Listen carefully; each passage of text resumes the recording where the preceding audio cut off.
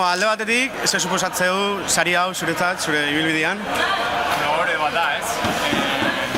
Askotan, nire azken hogei urtetan askotan entrenabetzen tokatzen ditzean, askotan kanpoan ere bai, baina, beti ikusten nuen festa hau, ez? Errepidean ondoan pasata.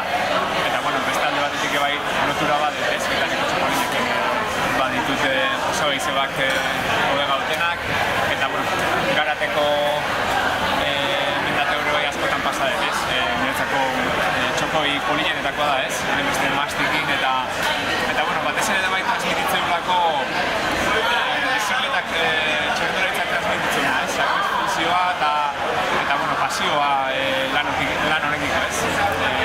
Bodega bakoitzak jartzen duen pasioa eta gogoa, gero guztaun anteatzeko, ikuste dut pixkat paralelo dipala, ez? Txerrendularian bizitzen bezalaxe, ez?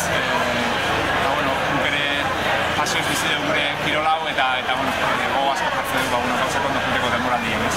Eta ze izan daketa ja zure bizitzan? Zarautzen bizita gertutasun handia da, bez? Bizela polita, kostakoa, batez ere euskaldun hori